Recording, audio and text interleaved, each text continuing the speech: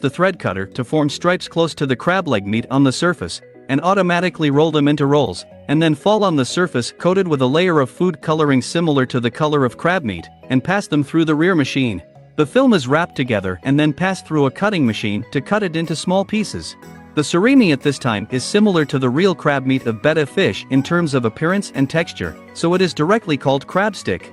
Compared with using expensive crab leg meat as raw material, the factory prefers to use fish meat with no fishy smell and better color elasticity.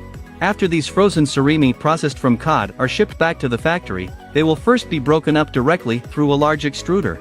The plant needs to dispose of more than 40,000 tons per year. The worker pours them together into the mixer, grinds the surimi and adds enough starch and protein powder into it, and then adds ice cubes instead of water to keep it below 10 degrees. State. Then continue to add an appropriate amount of cooking wine, crab sauce, and salt for stirring. After 10 minutes, it is sent to the hopper on the other side of the factory with the help of the machine. At this time, the machine that is constantly stirring inside can completely eliminate the possible air bubbles in the surimi. It is then conveyed to an applicator where it is extruded into thin bags of uniform thickness. Some of the thin bags are deliberately painted with a pigment similar to the color of crab meat.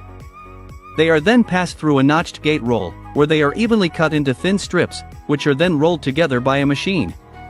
They are then continued on a conveyor belt through a cutting machine to cut them into small pieces of the same length. This is to better crush them through the blender, so that the appearance looks more like silky crab legs. They are packed directly to where they are needed.